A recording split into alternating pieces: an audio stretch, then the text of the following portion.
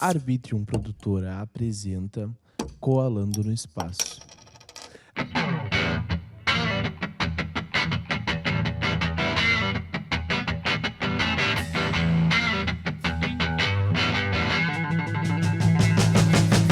E aí, galera, tudo bem com vocês? Eu sou o Will e estamos começando mais um episódio do podcast Colando no Espaço, aquele podcast onde eu vou até a tua casa conversar contigo sobre milhares de assuntos possíveis. E hoje nós estamos aqui com uma pessoa que está participando pela quarta vez do Coalando, quarta vez. Se alguém acertar, não vai estar o nome no episódio, não vai estar em nenhum lugar. Então, se tu acertar, já comenta aí que vamos ver se tu vai acertar, né, gente? Eu quero ver quantas pessoas vão botar o nome dela. Então, nós estamos aqui com a minha professora Aline Demira. Tudo bem? Como é que foi teu dia hoje? Tudo. Oi, tudo bem? Muito tranquilo. Trabalho de manhã, de tarde, bem tranquilo, estudando um pouco. Coisa boa, tu tá fazendo doutorado agora, né, senhora? Tô terminando, na verdade, né? Meu Já era para ter Deus. defendido, atrasei um pouco porque eu me mudei esse ano. Tá morando E aí aonde? tô morando em Minas Gerais, Minas? vim para Minas, Olha aí, que me legal. mudei em janeiro e aí atrasou um pouquinho, né? Era para ter defendido mês passado e eu vou defender em julho. Em Aí julho. termina mesmo. Tá, Uhum. uma dúvida minha mesmo de entusiasta, assim, do mundo acadêmico, né? Mas a questão do doutorado só serve para quem quiser continuar dando aula, para quem dá aula para professores ou para profissionais também? Não, porque tem doutorado em todas as áreas, né? O que tu te torna um super especialista num determinado ponto e que tu inova. É uma inovação tua, a tua tese é um ineditismo na tua área. Então, tu traz um novo olhar sobre alguma coisa. Tu vai trabalhar principalmente com pesquisa. O que tu vai fazer com esse teu título depois? Tu vai dar aula na universidade, se tu vai seguir só na pesquisa, aí vai depender do teu plano de carreira, né? O que tu pretende. Mas os 4 anos de doutorado, eles são para qualquer área, não necessariamente para quem está... Na minha área, sim, porque é educação, né? Sim. Geralmente a pessoa está trabalhando com a educação. Ou está na escola, ou está na universidade, para fazer a pesquisa. Mas não é uma exigência, assim, 100% tu tem que ser professor para fazer um doutorado. Assim como tem doutorado em engenharia, tem doutorado em todas as áreas, né? Tá, mas daí se eu fizer um doutorado, eu ganho mais na minha área. Depende do que tu vai fazer, né, filho? Então, assim, se na tua área é valorizado tu ter um doutorado, ser um doutor, e tu for contratado, depende por uma grande empresa, ou tu for um concursado público, aí ok. Às vezes no plano de carreira tu ganha mais por ter outro título, né? Sim. Mas tem carreiras que não, que tu vai meio por amor, assim. Eu, tipo, quero ser pesquisador, tá muito afim de pesquisar e quer te aprofundar naquilo, quer ser muito bom no que tu faz, mas não necessariamente tu vai ter um retorno de salário, um retorno financeiro, econômico nisso. Bem pelo contrário, às vezes tu gasta.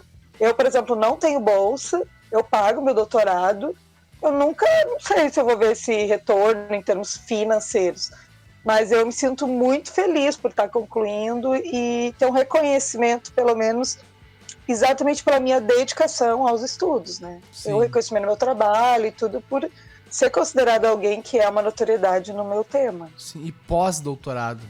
Será que vai também? Esse eu não quero fazer, não. Acho que minha carreira acadêmica acaba com o doutorado. Eu quero me inserir em algum grupo de pesquisa aqui da Federal de Minas Gerais. Coisa boa. E vindo para esses lados, mas assim, não pretendo fazer, não está no meu horizonte fazer um pós-doutoramento. O que eu penso em fazer é uma outra especialização, de título de pós-graduação normal, né, pós-faculdade, que eu quero muito fazer, que é em psicologia escolar. Esse ano eu assumi um cargo, um tempo interino, assim, total, dedicação exclusiva à orientação educacional numa escola aqui em Minas. E eu estou gostando demais de ter somente esse trabalho, né? Não tá dando aula, por exemplo. Eu sempre amei dar aula, mas esse ano eu saí de sala de aula com um novo desafio e eu estou muito feliz com ele, estou me sentindo muito realizado. Então, minha vontade de fazer psicologia escolar, alguma coisa na área da neuropsicologia, alguma coisa assim. Mas para mim, assim, para o meu trabalho, não é nada pensando muito além disso, assim, coisa de 1 ano, aquelas pós mais tranquila, coisas que eu domino e algumas que nem tanto. Sim. Mas eu tô a fim de me aprofundar mais nessa área. Assim. Coisa boa. Eu tô fazendo uma pós agora em marketing e mídias digitais.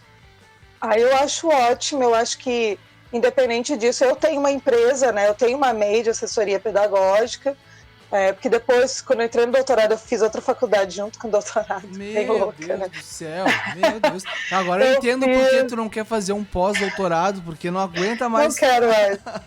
Não, eu amo estudar, mas eu quero mais liberdade para esses estudos. Entendi. Eu não quero nada de muito tempo, eu não quero nada assim muito dirigido, né? Eu quero fazer alguns estudos mais independentes, meus, assim, de coisas que eu tô afim. Por exemplo, na área das mídias, eu tenho muito interesse na própria área educacional. Tem outras questões que me chamam a atenção, que não são muito exploradas na área educacional, mas são no mundo empresarial, que eu gostaria de ver como funciona, trazendo para o mundo da educação, porque eu estudei gestão no mestrado, né? Gestão escolar, eu tenho um livro lançado sobre gestão escolar e eu gosto muito do tema. E dessa área de gestão, porque eu acho que ainda a gestão escolar no Brasil tem que se profissionalizar mais. Ela vem avançando nos últimos anos, mas ainda está faltando coisa. Sim. E eu acho que muita coisa, embora a escola tenha um perfil diferenciado, algumas questões que já foram desenvolvidas para as empresas, a gente pode aproveitar sim e trabalhar pelo viés mais humanista, né, da educação ali, mas também numa gestão escolar. E eu gosto demais. Eu tenho feito algumas incursões nesse sentido, assim, né, de me aprofundar em coisas que eu gosto. E as mídias estão aí com tudo, não tem como a gente achar que não, e que escola não precisa. E junto Precisa, com as para mídias, tudo. E junto com as mídias estão as inteligências artificiais. Total, e não tem como fugir, eu só acho isso. Utopia é achar que, nossa, o mundo tem que mudar. Gente, o mundo já está mudando, é isso aí, ele não vai mudar para regredir. É verdade. Né? A gente tem que saber agora lidar com isso tudo, se colocar à margem desses processos de inovação tecnológica ficar alienado, não tem como. Mas daí eu te pergunto, tu que foi professora por muito tempo, como é que tu enxerga, e também trabalhando em escola hoje em dia ainda, né? Como é que tu enxerga essa parte da inteligência artificial, do famigerado chat GPT na mão da gurizada? Porque eu ainda sou jovem, mas eu tô dizendo mais jovem ainda, com 15 anos. Se eu tivesse o chat GPT, eu não ia fazer nenhum trabalho. Eu não ia fazer nada. Mas aí, eu acho que o desafio da escola, principalmente a educação básica, é exatamente esse. É fazer a educação funcionar, não é apesar da inteligência artificial, é com a inteligência artificial. Trazer ela de uma maneira aliada. E aí que é o grande diferencial e talvez às vezes dificuldade dos professores hoje. É de se atualizar a ponto de dar conta dessas novas tecnologias sem entrar em conflito. Porque o que acontece é que o professor entra em conflito, a escola entra em conflito, não sabe o que fazer, né? Ela está competindo com a inteligência artificial. E ela não tem como competir, porque a inteligência artificial tem um objetivo, a escola tem outro. Cada vez mais a escola é o diferencial humanizador.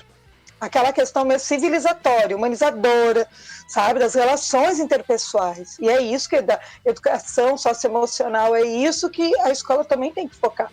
O conhecimento, ele está disponível, como tu falaste, a gurizada hoje bota a pergunta lá e consegue 1000 respostas para tudo que precisa, não vai estar buscando.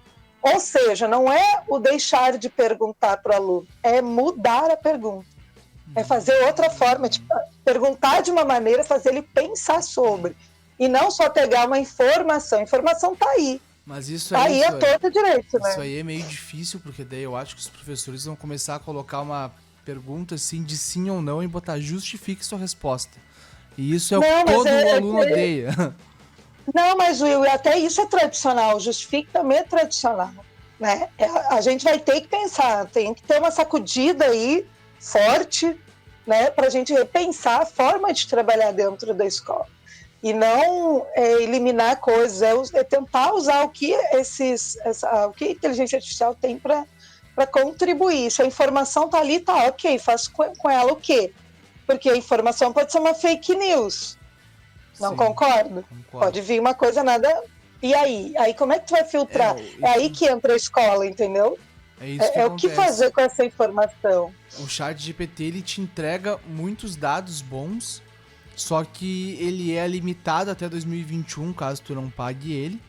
E também, quando tu vai fazer um trabalho, eu já fiz alguns trabalhos de faculdade aí com o chat GPT pra me inspirar, né? Não me inspirar, eu peguei aquele trabalho, peguei aquilo lá.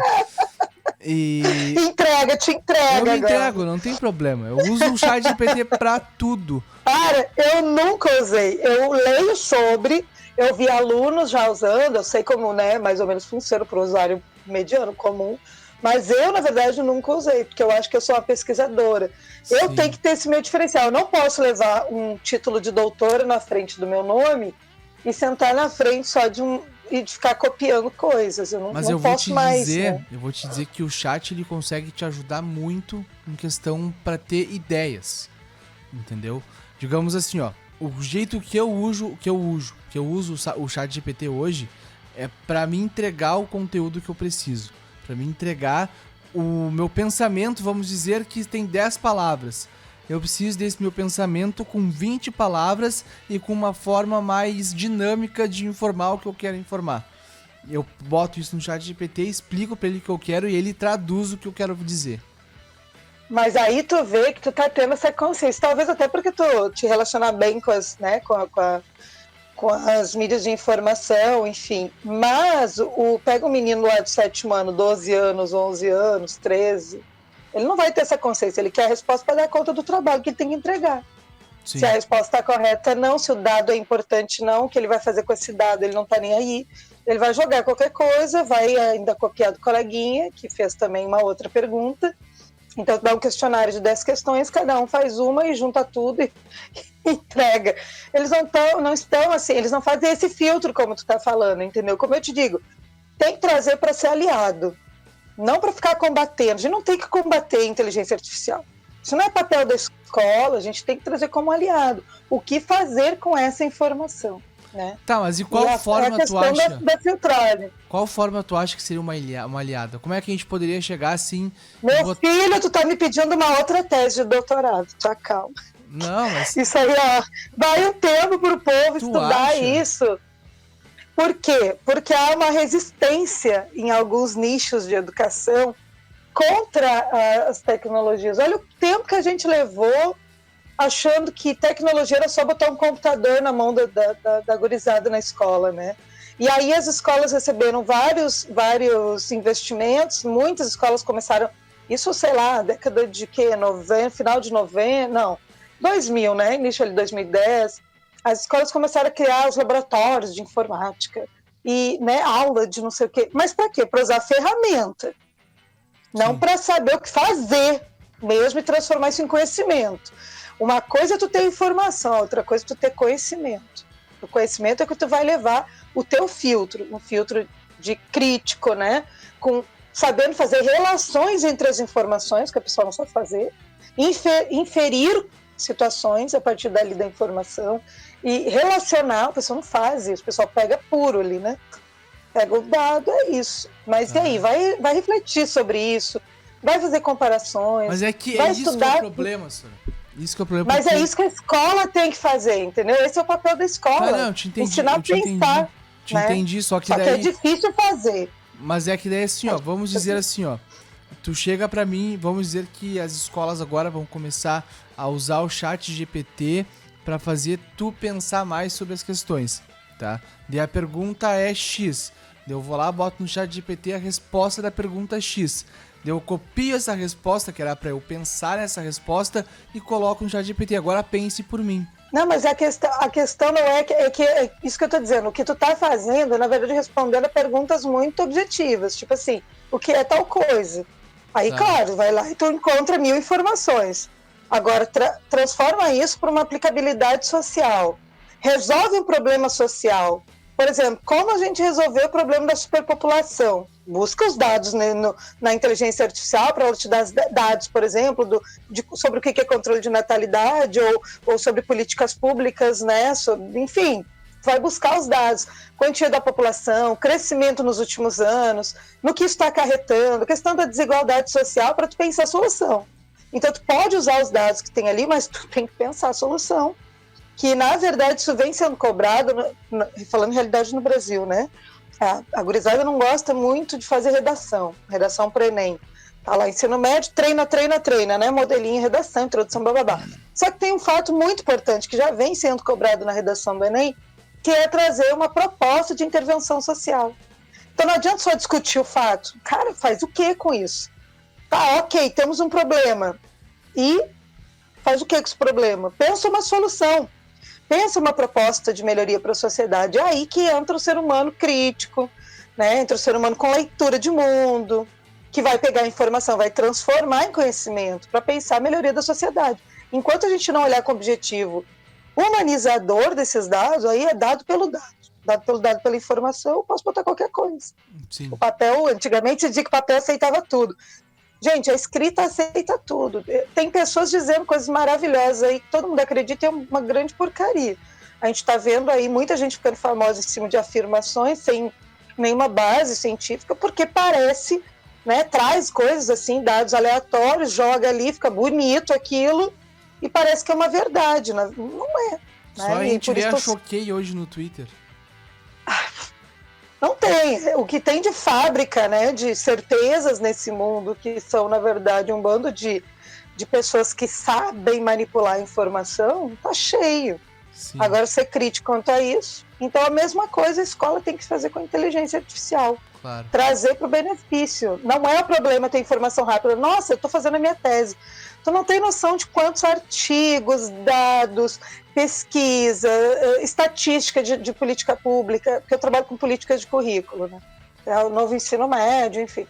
Quantos dados eu encontro na internet que me poupam horas e horas e horas de leitura, de fazer dados. Hoje eu consigo olhar para esses dados, trabalhar junto com as teorias, com os pressupostos, né, os princípios que eu tenho trazido para a minha tese de justiça social, enfim, desigualdades e tal, a partir de autores renomados, mas fazer uma leitura desses dados a partir desses filtros do conhecimento e gerar um novo conhecimento e pensar uma intervenção.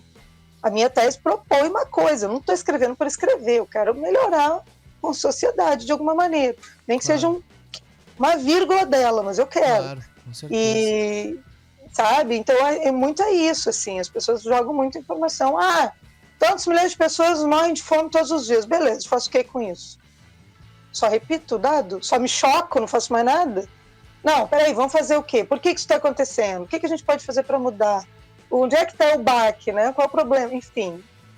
E chamar os entes à responsabilidade. A redação do Enem já pedia isso, já pede, né, faz anos. É pensar. Não adianta trazer argumentos, tu não tem o que fazer com eles. Claro. No final. E uma coisa que eu queria ver contigo, tu ficou dando aula até que data? O ano passado, dia 23 de dezembro. Foi o último dia, 23 de dezembro. Então tu pegou como é que foi a volta das aulas na pandemia, né? Porque a gente conversou no passado em março. Sim. A gente conversou, na verdade, acho que o primeiro encontro foi 2020, foi a auge da pandemia. Isolamento e tal. Depois a gente conversou, acho que 6 meses depois, que tinha uma proposta, né, dos 6 meses depois. Aí falamos ano passado, meu Deus, foi uma... Que aí foi presencial, né? Tinha recebido na minha casa, ainda no Rio Grande do Sul. E agora, né? Então a gente teve vários momentos. Eu peguei toda a pandemia, desde o primeiro dia de isolamento e até o final, a transição, retorno, protocolo, sai protocolo, entra protocolo, muda protocolo. Essa que é a minha dúvida, assim, ó, porque houveram muitas mudanças durante a pandemia. O que era a escola antes e o que é a escola agora não se compara. São coisas totalmente diferentes. Em questão que eu digo. É outra escola, né? Sim, de protocolo, de formas, ainda mais agora. Não vou entrar nesse assunto, mas só comentando do que está acontecendo aí no mundo, né? Então, tudo tá mudando e eu quero saber de ti até o momento que tu ficou dentro de uma escola, dando aula. Como é que foi? O que houve de maior mudança? Na verdade, nós tivemos algumas questões ali. O Brasil foi um dos países que mais tempo ficou sem aula presencial, né? Até então, enquanto isso acontecia, claro que por uma questão de saúde, prevenção, de cuidado, nós temos questões muito específicas que a gente não daria conta de receber o contingente de alunos em todas as escolas do país, é impossível, com segurança, né? Porque tinha escolas a gente sabe que tem muita precariedade em vários lugares. Então, era mais seguro naquele momento, isso a gente não vai discutir. Talvez a longo prazo a gente perceba se foi bom, se não foi, enfim, não está ainda para fazer uma grande análise. Porém, em termos de perda pedagógica, tá? Isolamento, aumento da ansiedade da gurizada. O retorno trouxe medos, porque eles ficaram muito tempo fora do contato com seus pares. Então, voltar para o convívio, voltar a enfrentar, às vezes, a exclusão, porque a gente sabe que a escola, se ela não for bem cuidada, ela vira uma fábrica de exclusão, que é bullying, é não sei o que, tudo que é coisa. É um desafio, a escola tem que estar muito atento com isso. Então, eles não estão preparados para ver gente nova, para mudar, às vezes, de escola, né? Várias questões familiares ocorreram, perderam pessoas, né? Então, tem muita perda, assim, foram 2 anos de perdas, muitas perdas, inclusive pedagógico, porque uma coisa é tu ter o professor ali do lado te ajudando, a outra é tu ficar colando e fazendo questão online. Primeira vez que a gente botou uma prova de papel de novo na frente da gurizada e deu um tempo, tu tem tanto tempo para fazer essa prova, a gente teve resultados horríveis, assim, no início. Imagino. Agora estão melhor, mas a gente nota, assim, eles estão, por incrível que pareça, tá? Esses dias uma prof, eu estou na orientação educacional, eu continuo contato até mais intenso com os alunos, porque eu pego muitos problemas. Eles vêm, né, desabafar, as famílias vêm conversar comigo, sou eu que faço toda a intervenção junto aos alunos e famílias, né, os professores. Então, eu estou com bastante contato numa outra realidade, que eu estou num outro estado, muito diferente, outra escola, outro tipo de cidade. Para eu entender o que tu faz hoje, tu é tipo a Sheila da época que eu estava no La Salle. Exatamente. Tá. Exatamente. Eu pego alunos do 6º ano até o 3º. Então, eu trabalho desde as questões emocionais, né? Então eu pego muito aluno com crise de ansiedade. A época de prova é um caos. Crise de ansiedade tem que saber lidar e tem que acolher o aluno, não é achar que é besteira, que não é. Ninguém finge crise de ansiedade. Crise de ansiedade, ela te afeta, te desestrutura, né?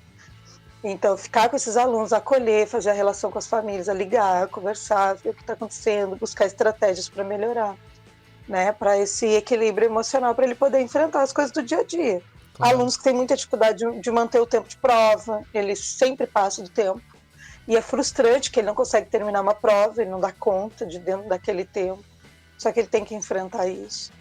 Lacunas de conhecimento, então as escolas elas cuidaram muito para focar no essencial, mas nem isso foi dado conta, porque a aula online, tu nem tem como garantir que o aluno esteja ali, né?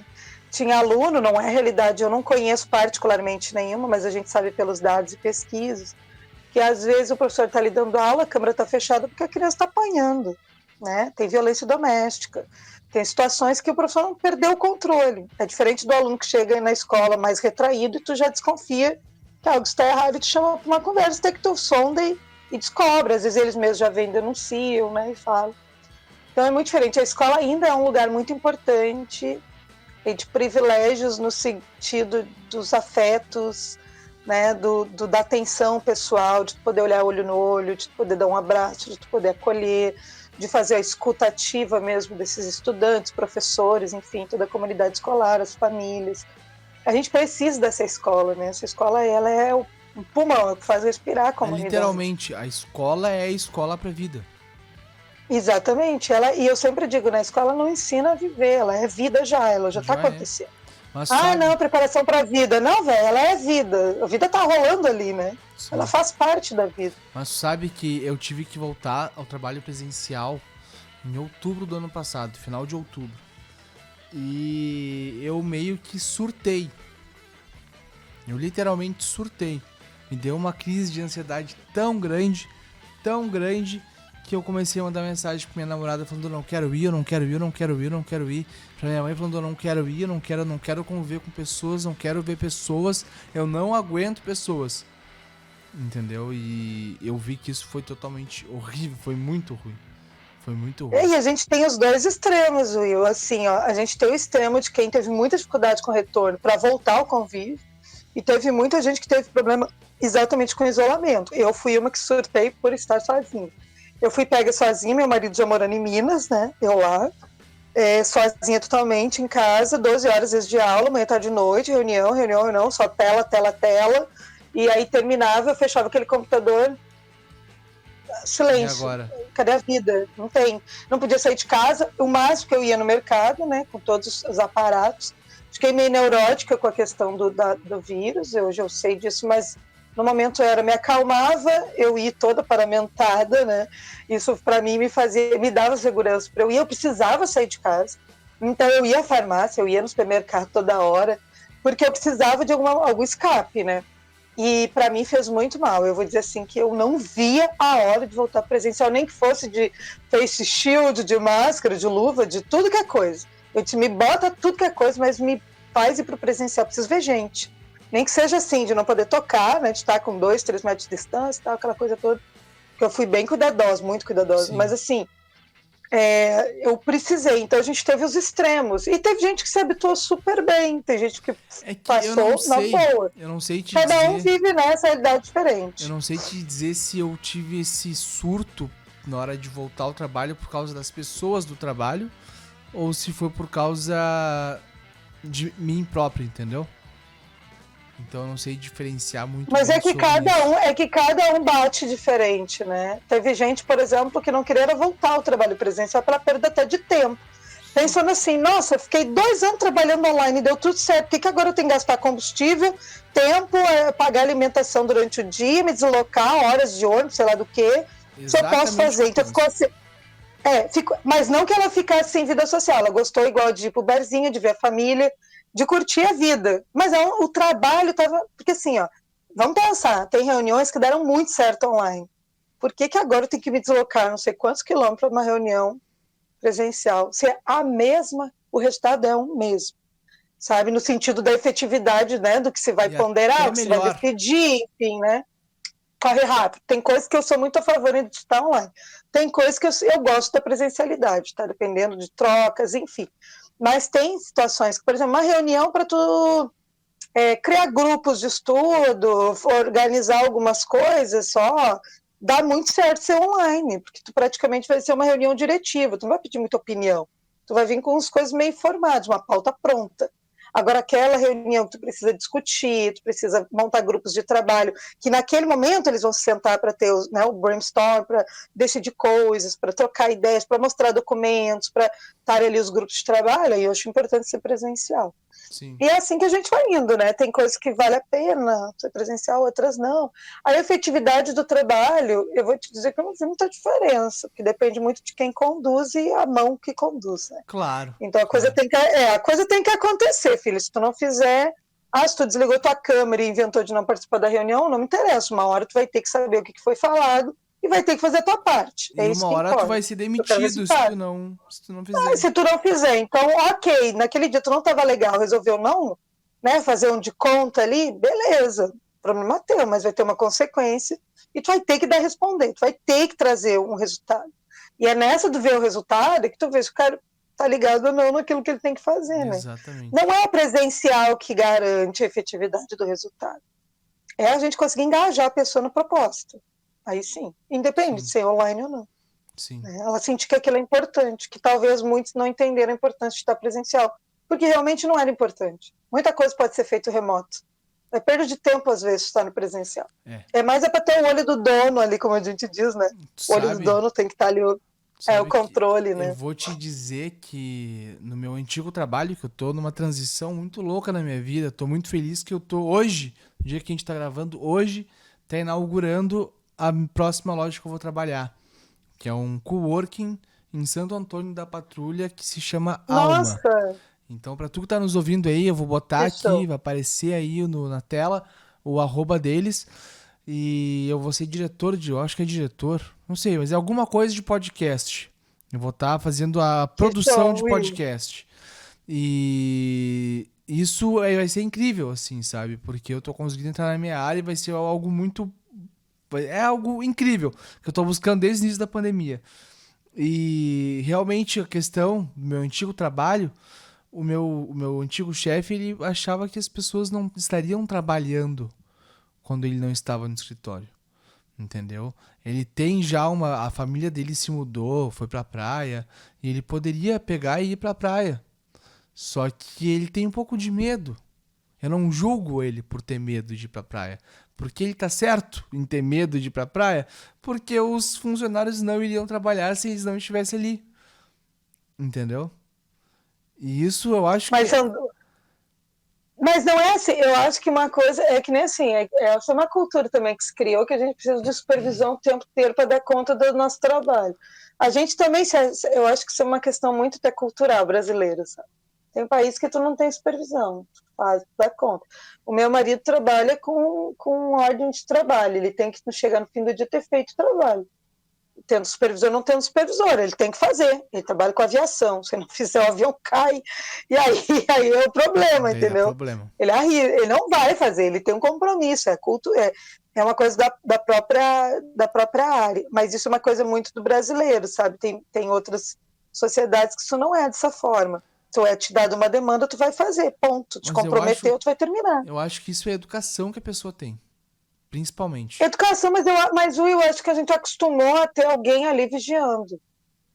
Tem o Foucault fala muito, né? Vigiar e punir, porque a gente acostumou a ter alguém vigiando, e se a gente não fizer certo, tem a punição. A gente acostumou com a punição, seja por meio da demissão, seja por uma, né, enfim, uma chamada, enfim, mil coisas, né? A gente aprendeu com isso, que se eu não fizer, eu sou punido, porque tem alguém me vigiando. E não a gente pensar na excelência da nossa entrega. Eu quero entregar algo excelente. Eu só fui contratado para entregar uma excelência. Eu vou fazer, não quero saber se tem alguém me vendo ou não. Eu tenho uma demanda, eu vou fazer ela da melhor forma possível. Sou eu, é meu nome. É meu nome que está na jogada. Eu não quero meu nome atribuído a quem faz de qualquer jeito. Mas, como eu estou te dizendo, é cultural, por uma série de questões que a gente daria outro podcast, que é a valorização de mercado de trabalho no Brasil. Algumas profissões ganham muito, em detrimento de outros que trabalham muito e ganham pouco. Então, acho que esse reconhecimento também bate, né? Nossa, vou me matar a fazer para ganhar uma miséria, sendo que fulano faz de qualquer jeito e ganha a mesma coisa. E nessa a gente vai entrando nessa vibe, né? Então entram também esses fatores, benefício e tal, que é outra conversa. Tá, mas eu quero ter... outro momento. Eu quero ter essa conversa contigo, porque não sei se tu viu que o meu podcast tá mudando um pouco. Eu não tô mais botando o nome da pessoa, tô colocando o tema que a gente tá conversando. Tô fazendo umas mudanças, até aquele quadrinho lá que tá lá atrás e que tá aqui no meu braço também. É o novo logo do Koalando, tá mudando aos pouquinhos, tô indo devagarzinho, tá com vídeo. Muitas coisas vão acontecer ainda e eu quero você de novo aqui esse ano pra gente conversar sobre este tema do mercado de trabalho. Perfeito, tô aí. Perfeito. Sabe que eu sempre topo todas, né? Adoro participar. Coisa boa. E até por manter esse contato também, por ver esse teu desenvolvimento, ver essa tua evolução. E acho que é isso mesmo. Eu também vou fazer a reposição da marca. Assim que eu terminar o doutorado, eu vou poder me dedicar à minha assessoria também, né? Além da escola. E aí eu vou fazer a reposição de marca, quero mudar algumas coisas, estou já trabalhando com uma profissional. Porque a gente tem que mudar, o mercado está aí, ó, correndo, a gente tem que acompanhar. Outro fica para trás. Não dá. A gente pode só se lembrar do passado, né? Se lembrar do passado é bom. Claro, não, porque tu pega como experiência, tu não é mais o cara que chegou ontem. Eu tô há 20 anos na educação, eu não cheguei ontem na educação. Mas se eu não me reciclar, eu vou parar. E ela vai me engolir. Se o movimento da modernidade me engole, se eu não acelerar isso, não estiver constantemente ligado. Vai estar muito. Ainda mais agora que aumentou meu tempo de trabalho, eu ia me aposentar mais cedo. Agora eu não vou, eu tenho que me manter bem no mercado de trabalho, né? Eu gosto de trabalhar, eu gosto de estar atualizada. Então, isso exige de mim, estar constantemente, né, a par das coisas. Claro. Soraya, muito obrigado por ter participado aqui de novo. Fico muito feliz. E eu quero as suas considerações finais e as suas redes sociais para quem quiser te seguir. Então, embora eu tenha as redes sociais, elas estão um pouquinho, né, paradinhas, porque eu estou me dedicando à tese, deixei o recadinho lá no Instagram. Eu lembro que eu fiquei com medo. Não, mas eu tô, de vez em quando tá, tipo, fim de semana, eu tô viajando, que eu não tô muito ligada na tese, eu coloco umas coisinhas, mas durante a semana eu sou obrigada a fazer. Eu parei agora para conversar contigo, mas eu tô aqui, eu tô no meu escritório, tô cheia de livro, tô a 1000 por hora, senão eu não termino. E eu quero meu doutor ainda esse ano. Vai ter. Mas o meu Instagram é Anne Demira, o Facebook é Anne Demira, o Twitter é Anne Demira, pode me buscar por lá, né? Eu vou ficar muito feliz de receber a galera lá pra gente bater papo, trocar ideias, rir um pouco. Enfim, né? Também porque a vida não é só trabalho e coisa séria. Gente vai ter? O TikTok, eu tenho uma conta, mas a minha conta, ela tem, acho que 2, 3 vídeos, eu não me acertei muito. Eu gosto dos Reels, eu gosto do movimento do Reels, também não sou muito fã. Eu preciso ainda essas questões me abrir um pouco, sabe? Porque não é que eu não gosto de assistir, que eu não entendo a modernidade, que eu curto muito, tá? Os movimentos das redes sociais, eu sou meio fã, assim. Twitter eu uso muito, no sentido agora eu tive que parar porque eu pesquiso o Twitter, então eu não pude interagir, eu tive que parar e ficar só como olheira, né, para ver os debates ali. Então, quando terminar o doutorado, eu volto a, né, ficar engajada ali, trazer as ideias e discutir as polêmicas do momento. Mas é tudo endemia. O TikTok também, só que tem pouca coisa lá, meio transferência do Reels do Instagram pro TikTok, eu ainda não tive essa pegada, assim, né, de me dedicar ali. Acho que depende muito, são muitas redes sociais, a minha plateia, digamos assim, meu público ainda é muito do Instagram, é onde mais eu tenho movimentos, é no Instagram, por N razões, e uma delas é porque a maioria é professor e aluno, é gente que eu conheço nas escolas, no mundo acadêmico, e são ainda muito tradicionais, com a questão do texto, né, da troca da ideia escrita, então... tem essas questões assim, né? Sim. O vídeo rápido não tá bombando no meu grande vida, público ainda não tá ainda. Na minha vida não também. A minha rede social principal agora é o LinkedIn. Ah, sim. Eu parei um pouco porque eu tava muito a mil, porque eu tava procurando emprego em Minas, então eu tava com um portfólio a 1000 lá. Aí eu consegui emprego, de vez em quando eu lembro de postar alguma atualização lá, mas eu meio que larguei, porque eu procurava emprego lá, eu tava sempre olhando para ver vaga. Eu também, né? Eu acabei parando de entrar um pouco por causa que eu já consegui o que eu queria. Já tô empregado. Sim, exato, e aí tu fica... sendo que é uma rede que tu pode contribuir com outras pessoas também, que estão nesse mesmo momento, network, de procura, né? de busca. Exatamente, até atualizações de conteúdo, né? Trazer uma ideia, de vez em quando eu falo alguma coisa para estimular, mas agora eu realmente parei total. E antes de terminar essa tese, gente, rede social, olha, ela raramente de fim de semana. Até dia 18 de maio eu vou ficar 0, tá? Não vou entrar em nada. Eu até desinstalei deixei só o Instagram, desinstalei tudo, Twitter, TikTok, desinstalei o Facebook, tirei tudo. Eu só tô com o Instagram por causa da escola. Que algumas postagens a escola faz, eu faço vídeos para a escola e reposto e tal. Por isso, ainda. Porque depois eu volto com força, mas eu quero voltar com meu DRA bem grande. Olha aí, vai voltar, se Deus quiser. Aí... Se Deus quiser não, né? Deus já quer, já tá ali, só concluir isso aí, coisa boa. Sora, muito obrigado por ter aceitado participar aqui de novo. Vamos gravar de novo esse ano falando sobre o mercado de trabalho para a galera que tá por aí. E também já vai aproveitar e já ouve o episódio que saiu sobre currículo, sobre entrevista de emprego. Então, o último episódio, os últimos episódios, vai dar uma olhada lá.